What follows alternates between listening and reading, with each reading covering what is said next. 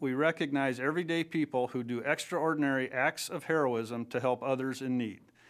Enjoy the morning as we honor these individuals at the 9th Annual Heroes of the Heartland Breakfast. Thank you for your support of the American Red Cross, and thank you for joining us.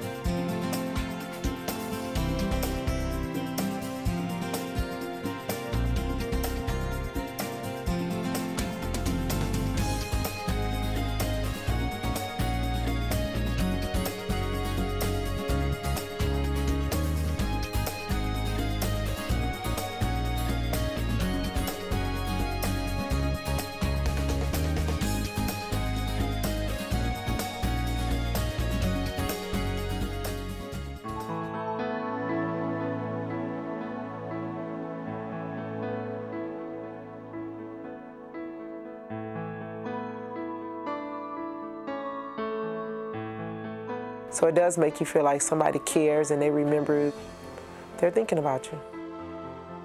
I wasn't alone. They made me feel like there was someone there.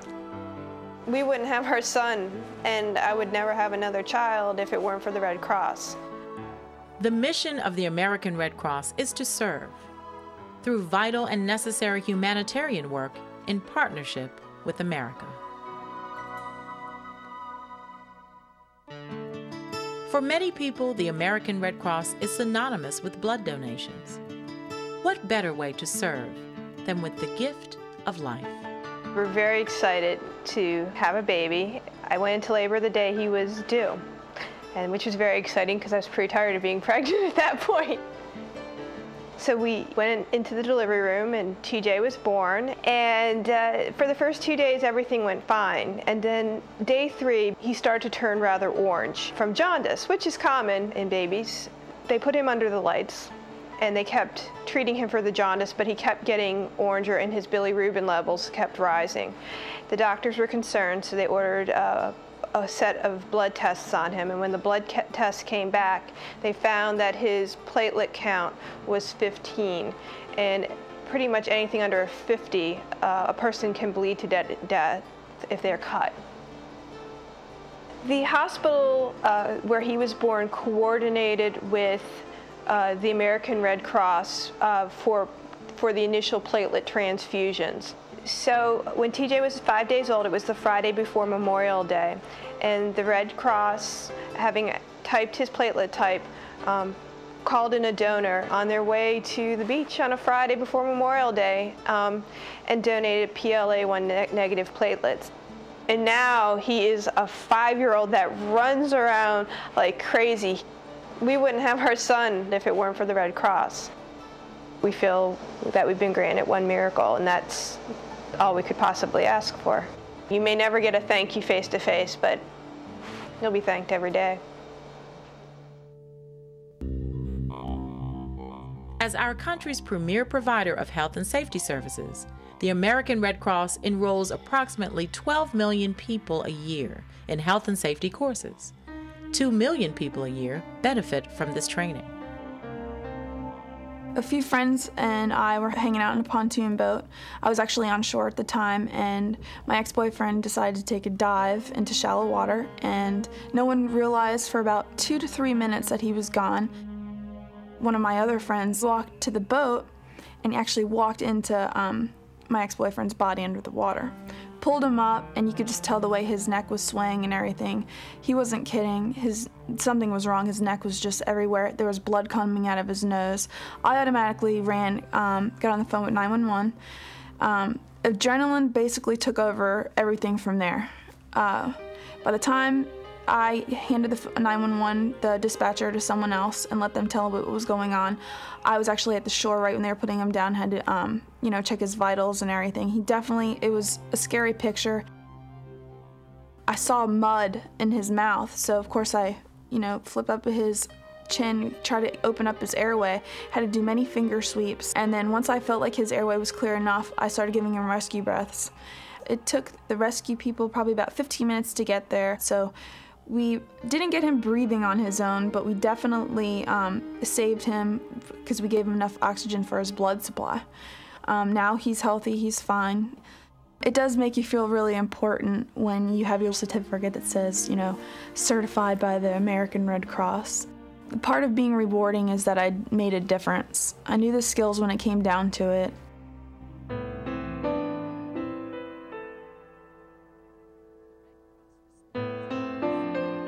The Red Cross responds to more than 70,000 disasters each year, from house fires to hurricanes and man-made disasters, including September 11th. I got a call on my cell phone from one of Noel's friends, and they told me that the World Trade Center had just been blown up. And did I hear anything? So I said no. So I tried to call Noel right away on my cell phone, and I couldn't reach him. And when I got home, I turned the TV on, and that's when it was the beginning of the end of the rest of my life. I found out that they were taking ferry rides for family members to go look at the site. And I got up there about 5 o'clock in the morning to Pier 94. I was like a little kid lost in a big castle, and I didn't know where to go, what to do. I think I found out, if you're there by yourself, that the Red Cross, they won't let you alone. So I guess they do want to make sure that you're okay, and they won't leave you alone. They'll have someone with you the whole time you're there, and they did. And at one point, my legs buckled, and this lady was twice my old age, and I'm a little older guy, and she lifted me up, and I felt so embarrassed, but she made me feel comfortable and warm. The one lady I became very close with was, her husband died in Oklahoma City, and she was there as a volunteer. And that's where a lot of these people have come from. They're all volunteers of people who have lost loved ones. I'm sorry.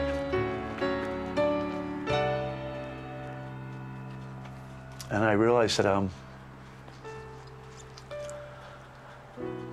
maybe this is what my job is now, to get involved and to help other people, because they were an inspiration to me, and they still are. The Red Cross partners with communities to help citizens respond and recover from the impact of large-scale natural disasters like tornadoes, earthquakes, flooding, and hurricanes. When the American Red Cross truck comes through, you know, it is a sign of hope. You can't describe when you see people you don't know reach out to you and give you water that you took for granted that you could just drink out of your faucet, that you can't now. I mean, I've been working from sun up to sunset every day for the last couple of days, and you know, you don't have time to go anywhere. You can't go anywhere. So the Red Cross is coming around to help. It's everybody pitching in and working together. They come from all over the country to help us out, to provide food, to provide ice, to provide water, support. It's always good to see that Red Cross sign, you know, in the neighborhood, you know, that you're not forgotten, you know, because the news goes on every place else, and they've moved on to new stories, but we're still here.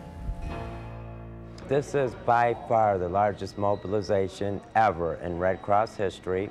It's going to be the longest mobilization in history. Red Cross will not close a shelter until the last person in that shelter has a safe place to return to. Today, the American Red Cross continues the legacy of Clara Barton by meeting the special needs of U.S. military personnel and their families. In Afghanistan and Iraq, the Red Cross works on the battlefields and the home front. I was in Iraq for 6.5 months, and I went out on a convoy, what we call a log pack mission, on a Saturday morning, 21 August.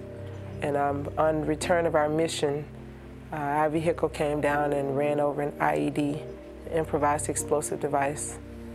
And there were 5 people in our vehicle. 4 of us were medevaced out, and I was one of those people. And as a result of that, my major injury is a amputated left hand. As a wounded soldier, when you get here, you come here with nothing. Our Red Cross volunteer came to my room, and they asked me what were some of the things that they could do for me. what I needed. I guess they know all soldiers need shoes and things of the sort. So they brought me the basic necessities. You get a white bag with the Red Cross on it, and it's got goodies in there and calling cards and books. And that was my first contact with the Red Cross. One of the Red Cross ladies came up to see me. I just asked them for gospel music and a boombox. And to great surprise to me, they came back with DVDs and a big TV for me to watch them on. So it was very nice. The Red Cross has been great to me because with me not having any family in the area, so I didn't have anyone to call and say, could you or would you bring me this? So I was able to ask them for the help, and they were able to assist me. I want to send many thank yous out to the Red Cross for taking the time to take care of us as wounded soldiers. Because when we come here, we don't have anything. Thank you guys, and thanks to all the volunteers that go out of your way to make life easy for us. Thank you.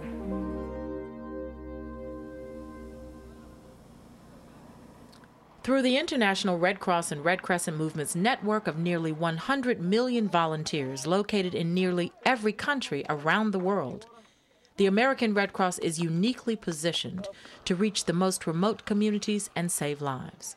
Immunization everywhere, immunization everywhere, immunization everywhere. Take my child for immunization. I saw how measles was killing many children around, so I felt it. Then I decided myself that I must volunteer myself and help my people. From malaria, HIV/AIDS prevention, and the Measles Initiative in Africa, to recovery work in Asia, Darfur, Ethiopia, and more. The focus of American Red Cross international work is on global health, disaster preparedness and response, family tracing, and international humanitarian law. As a Red Cross employee or volunteer, you will be at the forefront of humanitarian work, and your energy, creativity, commitment, and compassion will make you ready to serve those in your community, your country, and your world. Welcome.